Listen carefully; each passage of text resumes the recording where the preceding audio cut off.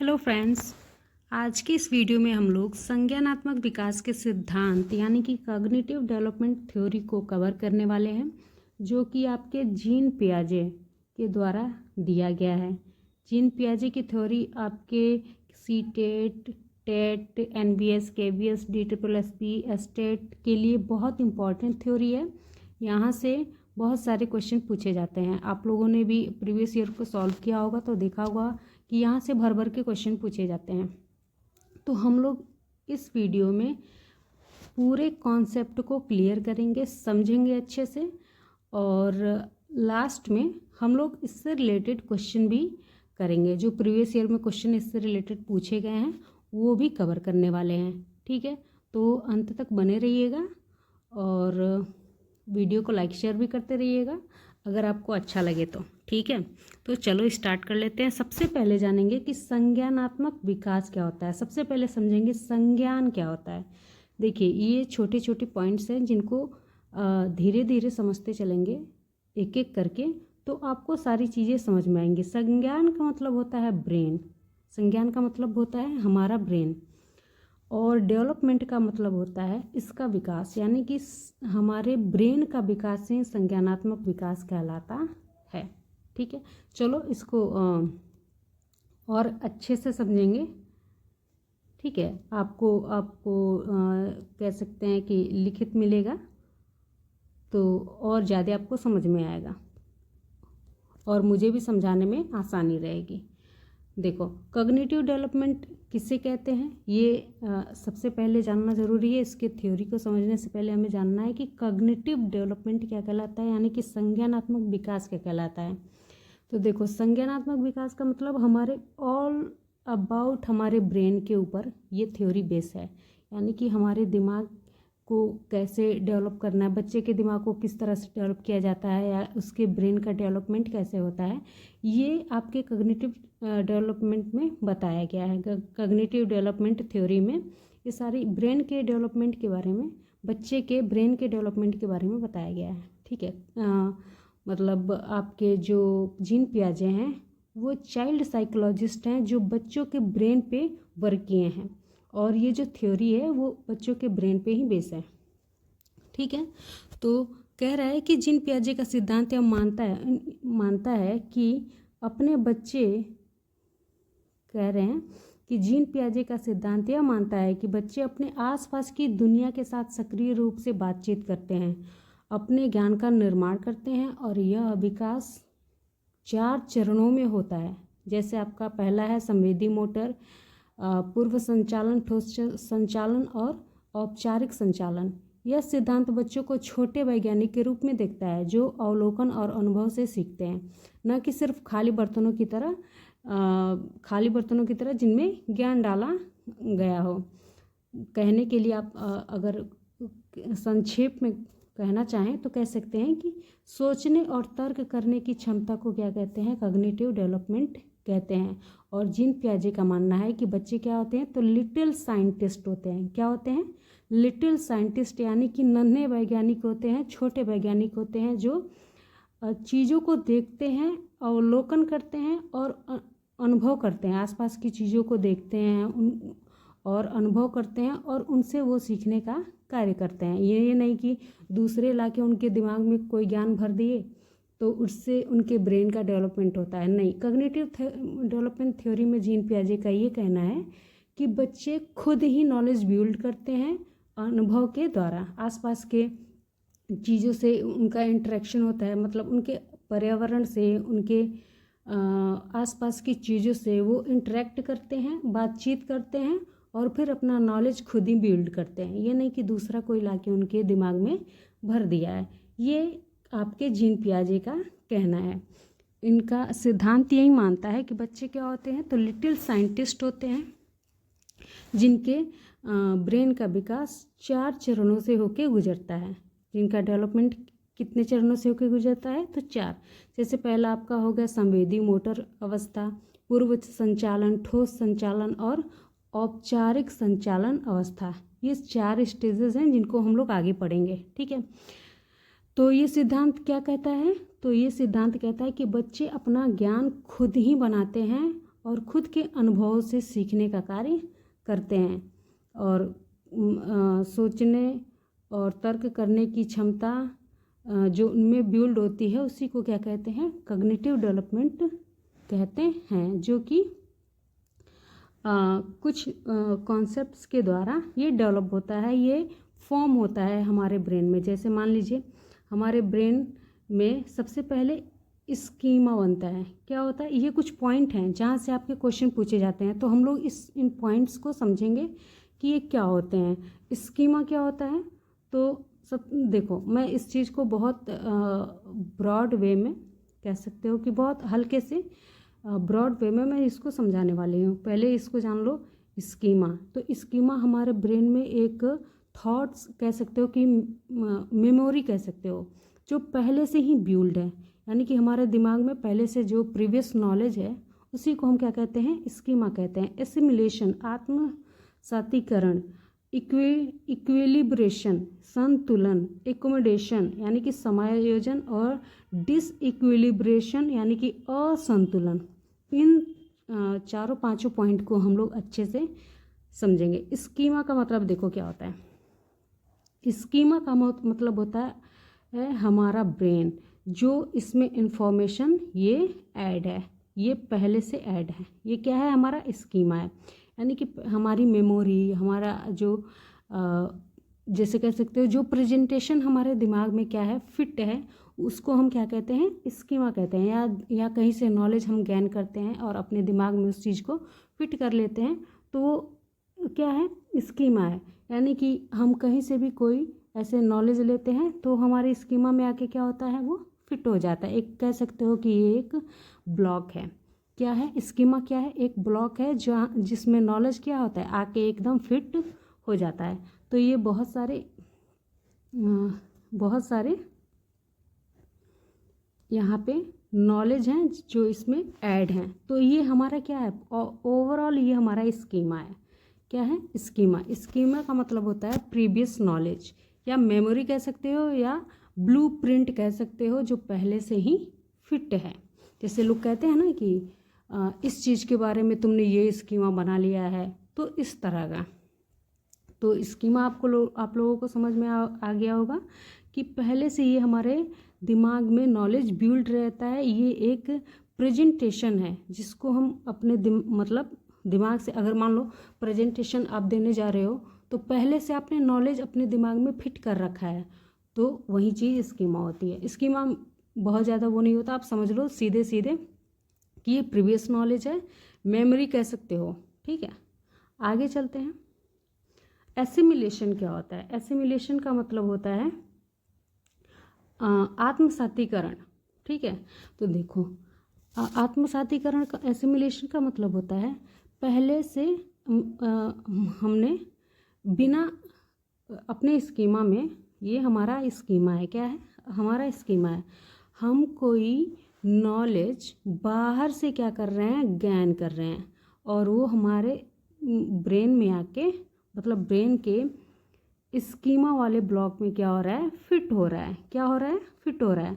तो फिट क्यों हो रहा है, क्योंकि ये इक्विलिब्रेशन यानी कि इन दोनों में संतुलन स्थापित हो रहा है, इसलिए हमारे ब्रेन में इंफॉर्मेशन को फिट होने में कोई दिक्कत नहीं आ रही है। जैसे मान लो यहाँ पे कार है, पहले से हमारे दिमाग में ये फिट है कि हाँ 4 पहिए वाली इस स्ट्रक्चर की कोई कार होती है, तो हम कार देखेंगे तो ये जो नॉलेज है, जो हमारे स्कीमा की नॉलेज है, जो हमारी मेमोरी की नॉलेज है, जो हमारी प्रीवियस नॉलेज है, वो हमारे करंट नॉलेज से मैच खा रही है। यानी कि दोनों क्या हैं, बराबर हैं, इक्वल हैं। दोनों क्या हैं, एक मिनट मैं इसको थोड़ा साफ कर देती हूँ। हाँ देखो, हमारे ब्रेन में जो ये स्कीमा है कार के लिए, वो ये बना हुआ है। ठीक है, एक स्ट्रक्चर बना हुआ है। अब ये इस कार को देखेगा तो समझ जाएगा कि हाँ ये क्या है, कार है। इसको समझने में थोड़ी सी भी दिक्कत नहीं होगी, क्योंकि पहले से इसके स्कीमा में ये चीज़ फिट है। तो कोई कार के बारे में बात करेगा तो इसको पता चल जाएगा कि हाँ इस तरह की कार होती है, तुरंत इसके दिमाग में वो स्ट्रक्चर बन जाएगा। तो इक्विलिब्रेशन यानी इक्विलिब्रेशन का मतलब यहाँ पे ये है कि दोनों में संतुलन है, यानी कि यहाँ पे कोई दिक्कत वाली बात नहीं है। तो एसिमिलेशन का मतलब होता है बिना इन्फॉर्मेशन को मॉडिफाई किए नए इन्फॉर्मेशन को ऐड करना स्कीमा में एसिमिलेशन कहलाता है। क्या कहलाता है? एसिमिलेशन। एसिमिलेशन का मतलब होता है स्कीमा में नए ज्ञान को जोड़ना बिना किसी मॉडिफिकेशन के। तो ये कब होगा? जब हमारा स्कीमा का यानी कि हमारा स्कीमा का जो नॉलेज है और वो जो करंट नॉलेज है वो दोनों मैच हो, दोनों इक्वल हो, दोनों में इक्विलिब्रेशन हो, यानी कि दोनों में संतुलन हो, तब वो एसिमिलेट होगा। तब वो क्या होगा? एसिमिलेट होगा। आई होप आप लोगों को समझ में आ रहा होगा। ठीक है, एक बार और समझते हैं। जैसे मान लो यहाँ पे बॉल है। क्या है? यहाँ पे बॉल है। बॉल क्या है? हमारा प्रीवियस नॉलेज है। हमने यहाँ पे बॉल दिखा दिया, बॉल हमने बच्चे के सामने फेंका, तो ये बॉल जानता है, बॉल के बारे में जानता है, इसके पहले से ही स्कीमा में फिट है बॉल। तो ये क्या करेगा? इसको पहचान लेगा, इसको पहचानने में इसको दिक्कत नहीं आएगी। लेकिन यहीं पे अगर हम ऑरेंज रख दें, क्या रख दें? ऑरेंज, तो यहाँ पे थोड़ी सी दिक्कत आएगी ना? आएगी कि नहीं? क्योंकि ये तो बॉल का इमेज बनाया है, तो बॉल के इमेज पहले से ही उसके स्कीमा फिट है कि ये क्या है? बॉल है। तो हम अगर गोल कुछ देंगे उसको, जैसे ऑरेंज मान लो हमने दिया, तो उसको भी वो क्या समझेगा? बॉल ही समझेगा। क्या समझेगा? बॉल ही समझेगा। तो अब यहाँ पे दिक्कत आ रही है, यानी कि अब ये नॉलेज और आपका प्रीवियस नॉलेज और ये जो करंट नॉलेज है वो मैच नहीं खा रहा है, यानी कि ये दोनों इक्वल नहीं है। क्या नहीं है? इक्वल नहीं है। तो यहाँ पे हम क्या करेंगे? दोनों को इक्वल करने के लिए हम इसमें मॉडिफिकेशन करेंगे। तो जो प्रीवियस नॉलेज में मॉडिफिकेशन होता है नए नॉलेज को ऐड करने के लिए, उसी को एक्कोमोडेशन कहते हैं। क्या कहते हैं?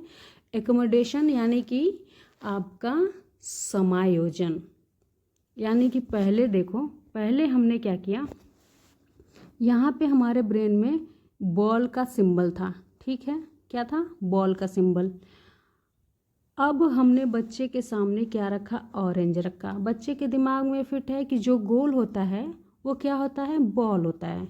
अब यहाँ पे ये ऑरेंज है, तो बॉल और ऑरेंज डिफरेंस है, मतलब दोनों के बीच डिफरेंस है कि नहीं?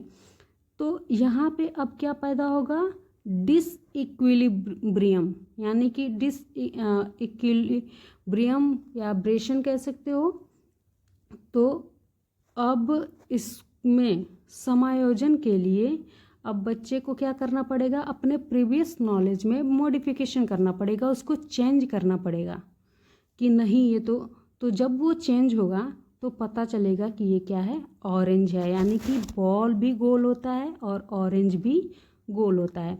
तो जो देखो प्रीवियस नॉलेज में बिना मॉडिफिकेशन किए अगर ज्ञान को हम ऐड कर लेते हैं तो उसको एसिमिलेशन कहते हैं। और जब मॉडिफिकेशन का काम आता है, यानी कि हमारे पर्यावरण में हम समायोजन नहीं कर पाते हैं, तो हम क्या करते हैं? अपनी धारणा को चेंज करते हैं, फिर हम उसमें अपने आप को अडॉप्ट कर पाते हैं। वही हमारा एक्कोमोडेशन कहलाता है। क्या कहलाता है? एक्कोमोडेशन, यानी कि समायोजन कहलाता है। आई होप आप लोगों को समझ में आ रहा होगा, है ना? अब चलो जान लेते हैं ये कॉग्निटिव डेवलपमेंट के 4 स्टेजेस हैं जिनको मैंने अभी बताया था आपको अगले पेज पे। तो अब इन चारों स्टेजेस को समझेंगे और इससे रिलेटेड कुछ क्वेश्चंस हैं जिसको हम लोग सॉल्व करेंगे, जो प्रीवियस ईयर में आपके पूछे गए हैं। ठीक है, तो चलो देखते हैं। संवेदी पेशीय अवस्था, ये जन्म से लेकर 2 वर्ष की जो आयु के बच्चे होते हैं वो इस कैटेगरी में आते हैं। जन्म से लेकर यानी कि 0 से लेकर 2 वर्ष के जो भी बच्चे होते हैं वो इस कैटेगरी में आते हैं। संवेदी पेशीय अवस्था यानी कि सेंसरी मोटर स्टेज में। ठीक है, इसमें आपका मतलब इसकी जो विशेषता है वो क्या है, तो इस अवस्था में शिशु अपनी इंद्रियों के माध्यम से सीखता है। इंद्रियों के माध्यम से, इंद्रियां कौन कौन सी है, तो आपका आँख है, नाक है, कान है, मुंह, जीभ है, त्वचा है, ये 5 आपकी ज्ञान इंद्रियां हैं, सबको पता है। तो इन इंद्रियों के माध्यम से ही बच्चा क्या करता है, सीखने का कार्य करता है। इसकी विशेषता यही है। पूछा जाता है कि संवेदी पेशी अवस्था कौन, मतलब इस कितने से कितने एज के बच्चों के लिए, तो 0 से 2 वर्ष के बच्चों के लिए। इसकी विशेषता क्या है, तो यहाँ इसकी विशेषता ये है कि बच्चे क्या करते हैं, तो अपने संवेदी अंगों यानी कि ज्ञानेंद्रियों के माध्यम से इसमें सीखने का कार्य करते हैं। कह रहा है कि इस अवस्था में शिशु अपनी इंद्रियों यानी कि देखना, सुनना, चखना, छूना और शारीरिक क्रियाओं यानी कि पकड़ना, चूसना के माध्यम से दुनिया को समझने की कोशिश करते हैं। वे वस्तु अस्थायित्व यानी कि ऑब्जेक्ट परमानेंस की अवधारणा को विकसित करना शुरू करते हैं, जिसका अर्थ होता है कि वस्तुएं तब भी मौजूद रहती हैं जब वे उन्हें देख नहीं पाते। यानी कि जो ये ऑब्जेक्ट परमानेंस वाली विशेषता होती है वो इसी स्टेज में आपके आ जाती है। जैसे 0 से जब तक बच्चा 2 वर्ष का होता है तब तक ऑब्जेक्ट परमानेंस की क्वालिटी उसमें विकसित हो जाती है। कह रहा है कि इस अवस्था में बच्चे क्या करते हैं, तो अपने ज्ञानेंद्रियों के माध्यम से सीखने का कार्य करते हैं। और ज्ञानेंद्रियों से वो कौन कौन सा कार्य करते हैं, तो देखने का कार्य करते हैं, सुनने का कार्य, चखने का कार्य, छूने का कार्य, पकड़ना, चूसना, ये सब उनके कार्य होते हैं, रिफ्लेक्शंस होते हैं, जिनके माध्यम से वो सीखने का कार्य करते हैं और पर्यावरण में अपने आप को समायोजित करते हैं। ठीक है। अगला है पूर्व संक्रियात्मक अवस्था, जो कि आपका 2 वर्ष से 7 वर्ष तक चलता है। सबसे मेन पॉइंट है कि ये कितने वर्ष तक चलता है, तो 2 वर्ष से 7 वर्ष तक। ये बहुत इंपॉर्टेंट है, इसको आप लोग याद करते चलोगे। आपका संवेदी पेशी अवस्था 0 से 2 वर्ष और पूर्व संक्रियात्मक अवस्था यानी कि प्री ऑपरेशनल स्टेज आपका चलता है 2 वर्ष से 7 वर्ष तक। ठीक है। इसकी विशेषता क्या है, तो इस अवस्था में बच्चे प्रतीकात्मक सोच यानी कि सिंबॉलिक थॉट विकसित करते हैं। सिंबॉलिक थॉट विकसित करते हैं और शब्दों व चित्रों का उपयोग वस्तुओं का प्रतिनिधित्व करने के लिए करते हैं। हालांकि उनकी सोच अभी भी अहम केंद्रित यानी कि ईगोसेंट्रिक होती है। वे दूसरों के दृष्टिकोण से नहीं सोच सकते और वे तर्क का उपयोग करने में संघर्ष करते हैं। जीववाद यानी कि एनिमिज्म भी आम है, जहां वे निर्जीव वस्तुओं को जीवित मानते हैं। देखो क्वेश्चन पूछा जाता है कि जीववाद किस स्टेज की विशेषता है, तो ये पूर्व संक्रियात्मक यानी कि 2 से लेके 7 वर्ष की अवस्था तक बच्चा जीववाद यानी कि जीवाद का मतलब होता है किसी निर्जीव वस्तु को क्या जीवित समझना। जैसे मान लो खिलौने से लेके खेलता है बच्चा, तो खिलौने से बात करता है, खिलौने को आप मार दो तो रोने लगता है, यानी कि उसको लगता है इसको तो चोट लग रही होगी। तो ये होता है जीववाद, यानी कि बच्चे जो निर्जीव वस्तुएं होते हैं उनमें भी मतलब सजीव होना फील करते हैं। और आप ऐसे उनके खिलौनों को मारोगे, पीटोगे तो रोना शुरू कर देते हैं कि अरे इसको भी चोट लग रही होगी। तो ये होता है जीववाद। तो वही कह रहा है कि इस अवस्था में जीववाद भी आम होता है। वे निर्जीव वस्तुओं को क्या मानते हैं, तो जीवित मानते हैं, सजीव मानते हैं। ठीक है। और ईगोसेंट्रिक स्पीच कहाँ होता है, ईगोसेंट्रिक बच्चे किस अवस्था में होते हैं, तो 2 से 7 वर्ष की अवस्था यानी कि पूर्व संक्रियात्मक प्री ऑपरेशनल स्टेज के बच्चे जो होते हैं वो ईगोसेंट्रिक होते हैं। ईगोसेंट्रिक का मतलब खुद को ही सेंटर में रख के देखते हैं, यानी कि कोई अगर जैसे मान लो कि कहते हैं कि उनका होता है कि ये मेरे माता पिता हैं, मतलब अपने आप को सेंटर में रख के जो भी होता है खुद को लीडर समझते हैं, खुद को मतलब किसी से कह सकते हो कि किसी से कम नहीं समझना। अगर उन लोगों का ग्रुप है तो उसमें वो लीडर का काम करना चाहते हैं, ईगो सेंट्रिक होते हैं। ठीक है, अब अगला देख लेते हैं।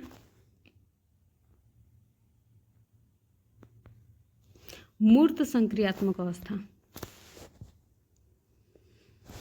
मूर्त संक्रियात्मक अवस्था यानी कि कॉन्क्रीट ऑपरेशनल स्टेज। यह आयु लगभग 7 वर्ष से 11 वर्ष तक चलता है। विशेषताएं, इस अवस्था में बच्चे तार्किक रूप से सोचने लगते हैं, तर्क करना सीख जाते हैं या जान जाते हैं, लेकिन केवल मूर्त ठोस घटनाओं या वस्तुओं के बारे में। इस अवस्था में बच्चे तर्क करना जान जाते हैं, लेकिन किन चीज़ों के बारे में जो वो देख सकते हैं, जो मूर्त है, जिनको देखा जा सकता है, उन्हीं सब चीज़ों के बारे में अभी वो अपनी धारणा क्रिएट कर पाते हैं, तर्क कर पाते हैं। लेकिन क्या कह रहे हैं कि लेकिन केवल मूर्त घटनाओं या वस्तुओं के बारे में वे संरक्षण यानी कि कंजर्वेशन की अवधारणा को समझते हैं। जैसे एक लंबे गिलास से छोटे गिलास में पानी डालने पर भी पानी की मात्रा समान रहती है, वे इस वर्गीकरण और क्रमबद्धता में भी बेहतर हो जाते हैं। समझ में आ रही होगी आप लोगों को कि इस अवस्था में बच्चे में तर्क करने की बुद्धि क्या होती है, विकसित हो जाती है। लेकिन हाँ, तर्क किस लिए होता है, तो मूर्त वस्तुओं के लिए होता है, जो कि जिसे आप भौतिक वस्तुएं कह सकते हो, जो कि जिसको हम देख सकते हैं, सुन सकते, टच कर सकते हैं, है ना। अब अगला है आपका औपचारिक संक्रियात्मक अवस्था। ये आपका फॉर्मल स्टेज कहा जाता है, जो कि 11 से, ठीक है, 11 से कह सकते हो कि बाद की अवस्था, उस 11 के बाद की जो अवस्था होती है वो औपचारिक संक्रियात्मक अवस्था कहलाती है, फॉर्मल स्टेज कहलाती है। इसकी विशेषता यह है कि संज्ञानात्मक कह रहे हैं, यह संज्ञानात्मक विकास की अंतिम अवस्था है। ये तो सबको पता है, ये कोई पॉइंट नहीं है। किशोरावस्था और कह रहा है किशोर और वयस्क अमूर्त अवधारणाओं के बारे में सोच सकते हैं और तार्किक रूप से परिकल्पनाओं का परीक्षण कर सकते हैं। वे निगमनात्मक तर्क यानी कि डिडक्टिव रीजनिंग और व्यवस्थित योजना बनाने में सक्षम हो जाते हैं। इससे जो आपका कॉन्क्रीट ऑपरेशनल स्टेज था, उसमें बच्चे क्या कर पा रहे थे, तो उसमें तर्क कर पा रहे थे, लेकिन वो किस चीज़ों के लिए तर्क कर पा रहे थे, तो जो वो देख सकते हैं। लेकिन औपचारिक अवस्था में बच्चे उन सब चीज़ों में भी तर्क कर पाते हैं, परिकल्पना बना पाते हैं, जो चीज़ें नहीं हैं, जो अमूर्त हैं, उन सब चीज़ों के बारे में भी वो सोच सकते हैं। तो ये होता है आपका संज्ञानात्मक विकास का सिद्धांत। इस तरह से डेवलप होता है। अगर बच्चे पहले स्टेज में बच्चे क्या करते हैं, तो अपने सेंसेस से सीखते हैं, यानी कि अपनी इंद्रियों के माध्यम से सीखते हैं। सेकेंड स्टेज में बच्चे में ईगोसेंट्रिक स्पीच आ जाता है। वो बहुत ज़्यादा जीववाद को लेके, यानी कि खेल खिलौने से खेलने वाला स्टेज आ जाता है, जिसमें बच्चे जीववाद जो एक विशेषता होती है उनकी, वो उनमें आ जाती है। धीरे धीरे वो ख़त्म हो जाता है। धीरे धीरे उसके बारे में स्कीमा बन जाता है उनके ब्रेन में कि हाँ, ये तो मतलब निर्जीव वस्तुएं हैं। धीरे धीरे डेवलपमेंट हो जाती है, ठीक है। तो वो समझ जाता है। मूर्त संक्रियात्मक अवस्था तक आते आते वो जीववाद का कॉन्सेप्ट निकल जाता है। और उसके बाद मूर्त संक्रियात्मक में बच्चे तर्क करना जान जाते हैं, कॉन्क्रीट जो यानी कि मूर्त जो वस्तुएं होती हैं उनको लेके। औपचारिक संक्रियात्मक अवस्था में बच्चे उन चीज़ों के बारे में भी तर्क करते हैं, परिकल्पना यानी कि आपके परिकल्पनाएं क्रिएट कर पाते हैं, जो चीज़ें नहीं हैं, ठीक है। आई होप आप लोगों को समझ में आया होगा कि मेरा मेन समझाने का यही था कि स्कीमा क्या है, प्लस आपका एसिमिलेशन क्या है, एकोमोडेशन, ठीक है। ये चीज़ें आप लोगों को समझ में आ गई होंगी कि एसिमिलेशन, स्कीमा तो हमारे ब्रेन का स्ट्रक्चर है। स्कीमा क्या है, तो हमारे ये कह सकते हो कि हमारे ब्रेन का स्ट्रक्चर है जिसमें नॉलेज बिल्ड होता है या फिट रहता है। उसके बाद इसमें जब हम किसी नए नॉलेज को ऐड करते हैं बिना किसी मॉडिफिकेशन के तो वो हमारा एसिमिलेशन कहलाता है। और जब हम इसमें नए नॉलेज को ऐड करना चाहते हैं जो पहले से हमारे स्कीमा में फिट नहीं है, तो जो भी पहले से फिट है उस नॉलेज में हम क्या करते हैं, मॉडिफिकेशन करते हैं। नए नॉलेज को, करंट नॉलेज को ऐड करने के लिए प्रीवियस नॉलेज को हम क्या करते हैं, मॉडिफाई करते हैं। मॉडिफाई मतलब इसको डिलीट करते हैं। मॉडिफाई यानी कि चेंज करते हैं, उसमें बदलाव लाते हैं, तो उसको एकोमोडेशन कहते हैं, समायोजन कहते हैं, ताकि हम अपने पर्यावरण से अच्छे से घुल मिल पाएँ, मिलजुल पाएँ। ठीक है, आई होप आप लोगों को समझ में आ रहा होगा, संतुलन बना पाएँ। ठीक है, चलो तो वीडियो को लाइक शेयर करते रहो, चैनल को सब्सक्राइब भी कर लेना। और देखो इससे रिलेटेड हम क्वेश्चन भी करेंगे जो आगे हम लोग करने वाले हैं। ठीक है।